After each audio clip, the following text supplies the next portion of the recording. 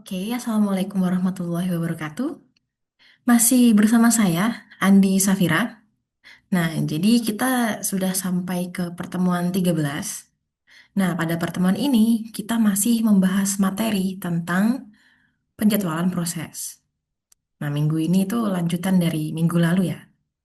Masih ingat kan topik apa saja yang sudah kita pelajari minggu lalu? Oke, kalaupun lupa nggak apa-apa, nanti silahkan diingat-ingat lagi. Karena minggu ini kita ada ya, tugas T13. Jadi nggak cuma ada kuis ya, ada tugas juga.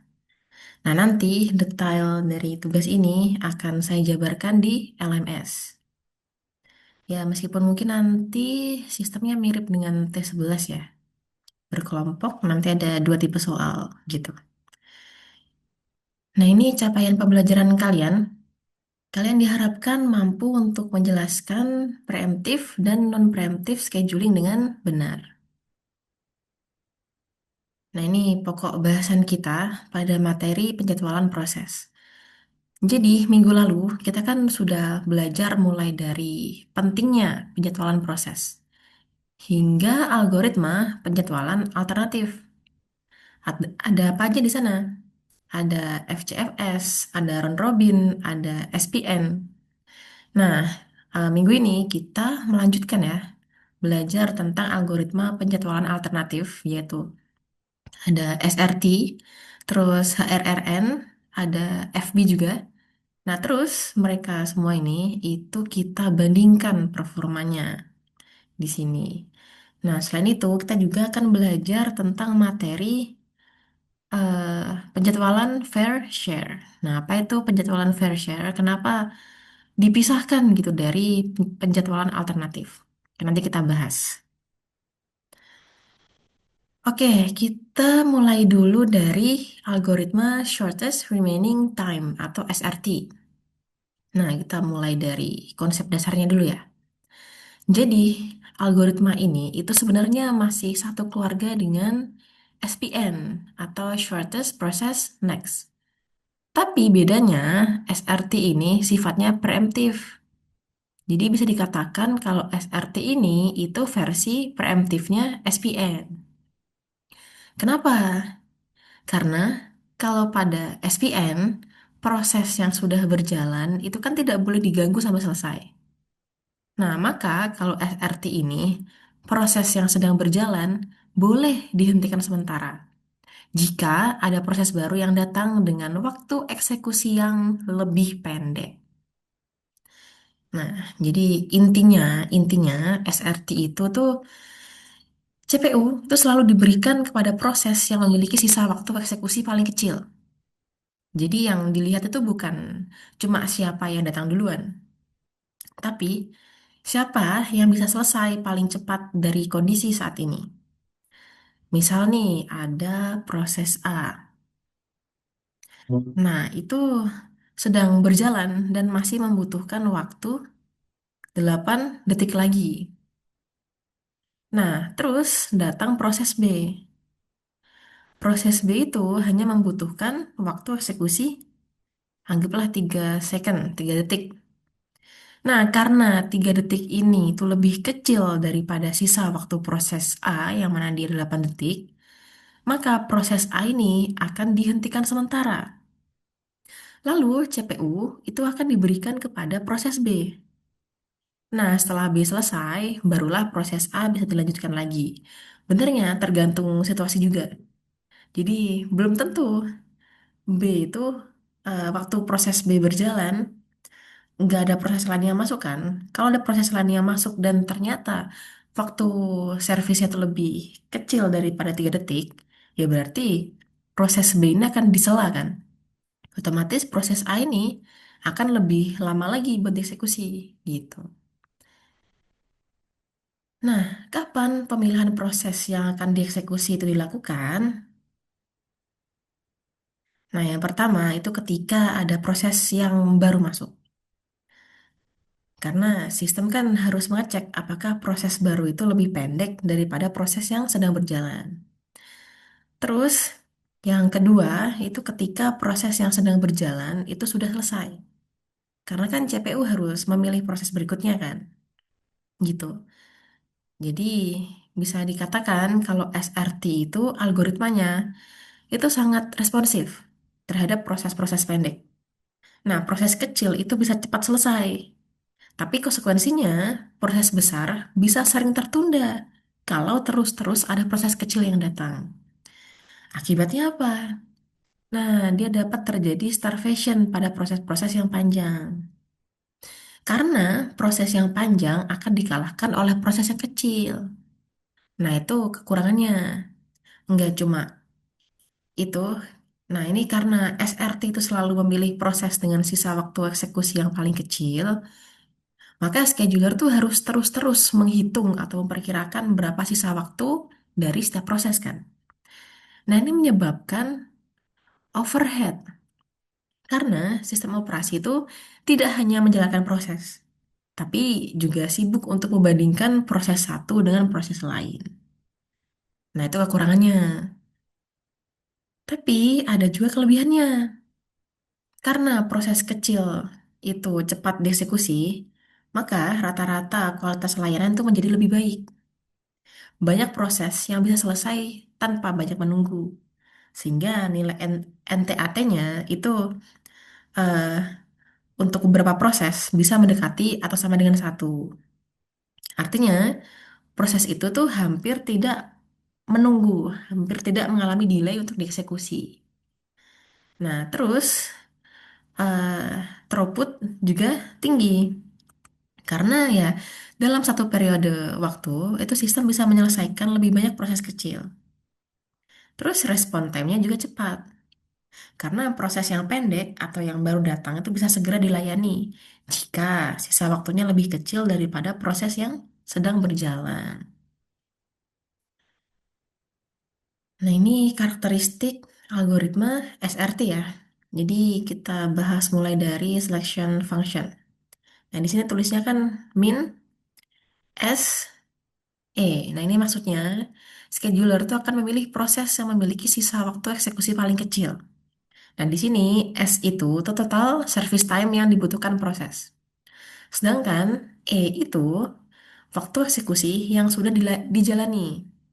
Jadi, ini S min E itu berarti sisa pekerjaan yang harus diselesaikan. Gitu. Terus ada decision mode. Itu preemptif ya. Jadi, bisa disela. Terus throughputnya tinggi. Nah, tadi yang saya jelaskan. Respon time-nya juga cepat. Overhead-nya bisa tinggi. Ini karena scheduler tuh harus sering menghitung dan membandingkan sisa waktu proses. Jadi beban kerja sistem tuh menjadi lebih tinggi. Terus pengaruh pada proses itu merugikan proses yang panjang. Iya, karena bisa jadi proses yang panjang itu terjadi starvation atau lama banget dieksekusinya atau bahkan nggak dieksekusi sama sekali. Tuh. Nah, ini ada contoh soal ya untuk algoritma SRT.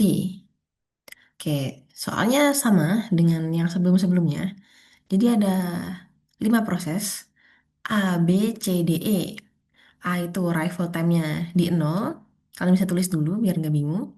Kalau B itu arrival time-nya 2. Nah, C itu arrival time-nya 4. D 6 dan E 8. Oke, kita bahas satu persatu. Mulai dari proses A dulu karena dia arrival time-nya paling duluan. Oke, proses A ini di algoritma SRT, berarti kan karena dia nggak ada proses lain sebagai saingannya atau nggak ada pilihan lain selain mengeksekusi A, jadi proses A ini dieksekusi. Nah tuh, dieksekusi sampai di waktu kedua. Nah, di time kedua ternyata ada proses B masuk. Nah, tadi kan algoritma SRT ini bekerja saat ada proses baru yang masuk atau suatu proses itu selesai dieksekusi. Oke, karena ada proses baru masuk, disinilah ada proses pemilihan antara melanjutkan proses A atau langsung mengeksekusi proses B. Nah, dilihat dulu nih sisa waktu eksekusinya. A itu service time-nya 3. Udah berjalan 2. Dia kan sisa 1. Kalau B berapa ini? Karena dia masih baru kan, berarti 6. Nah, dibandingkan 1 sama 6. Yang lebih kecil yang mana?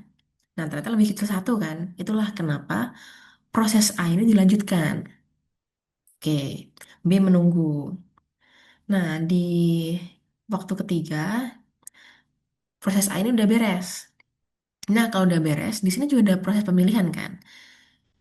Mengeksekusi proses yang mana?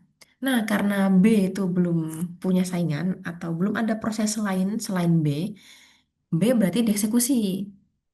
Nah, udah tuh dieksekusi, ternyata baru satu satuan waktu dieksekusi ada proses masuk, proses C. Nah, di sini terjadi pemilihan kan, antara melanjutkan proses B atau langsung mengeksekusi proses C. Dilihat dulu, B berarti sisa waktu eksekusinya berapa? Karena tadi 6 kan, udah jalan 1 berarti sisa 5. Nah, kalau proses C, kita lihat service time-nya, dia cuma 4. Nah, 5 sama 4 lebih kecil 4 kan?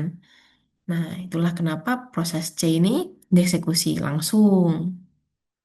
Oke, B menunggu, dia di sela. Nah, tuh. Nah, di eh, time ke-6 ada proses baru masuk lagi, proses D. Nah, di sini terjadi pemilihan lagi kan, antara melanjutkan proses C, melanjutkan proses B, atau langsung mengeksekusi proses D. Nah, dilihat dulu. C kan tadi udah berjalan 2 tuh.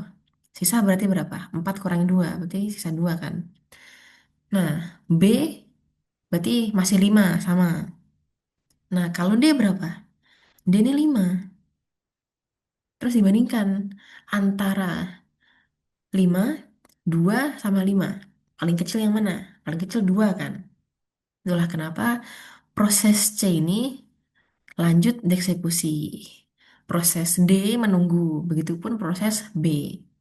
Oke, udah. Ternyata proses C ini beres di waktu ke-8. Kebetulan di waktu ke-8 ini ada proses baru datang, proses E. Oke, di sini ada pemilihan. Berarti yang tadi belum dieksekusi yang mana? Proses D sama yang belum beres proses B kan. Nah, di waktu ke-8 ini ada pemilihan antara melanjutkan proses B, mengeksekusi proses D, atau langsung mengeksekusi proses E. Dilihat dulu, kalau proses E ini kan service time-nya cuma 2, kalau D berapa? 5 kan? Terus habis itu kalau si B masih sisa 5 juga. 5, 5, 2. Yang paling kecil 2. Nah, di sini berarti proses E langsung dieksekusi. Udah tuh, di satuan waktu ke-10, proses E udah beres. Nah, di sini terjadi pemilihan lagi di sini. Nah, memilih antara proses B atau D kan, tadi yang belum dieksekusi. Nah, proses B itu sisa 5. Kalau D juga 5. Nah, ini mana yang dipilih duluan? Nah, kalau di algoritma SRT ini, yang dipilih duluan itu yang datang duluan. Nah, berarti proses B dieksekusi dulu. Nah, di sini proses B. Nah, udah beres karena nggak ada proses baru yang masuk. B dilanjutkan sampai selesai. Baru di waktu ke-15, waktu B udah beres, proses D baru dieksekusi. Gitu. Nah, berarti kalau disimpulkan di tabel, berarti gimana? Kan apa? Arrival time-nya ini yang dijabarkan tadi. Finish time-nya berarti berapa? Untuk proses A, finish time-nya kan 3. Nah, proses B, finish time-nya berapa tadi? 15. Ini kan selesainya di satuan waktu ke-15. Kalau C di 8. Nah, kalau D berapa? D ini 20 ya, 20. Kalau E ini 10. Oke. Nah, turnaround time-nya atau TR berarti dikurangi kan? Kurangi dari finish time, kurangi arrival time. Berarti 3 kurangi 0, 3. 15 kurangi 2, 13. 8 kurangi 4, 4. 20 kurangi 6, 14. 10 kurangi 8, 2. Nah, ini service time-nya kan sudah diketahui, berarti kita bisa menghitung NTAT. NTAT dengan TR dibagi TS. Berarti 3 bagi 3 kan 1. Nah, ini 1 ini artinya dia tidak perlu menunggu untuk dieksekusi. Dia ini waktunya ideal banget ya. Nah, ternyata ada 3 proses yang NTAT-nya 1. Berarti kalau dilihat di sini, yang NTAT-nya paling tinggi berapa? D. Nah, berarti D ini paling lama menunggu. Kalau rata-ratanya 1,59. Tuh, berarti hitungannya termasuk kecil ya buat dibandingin kalau sama yang lain. Karena banyak proses kecil di sini. Oke, itu kalau algoritma SRT. Selanjutnya kita bahas algoritma HRRN di video selanjutnya.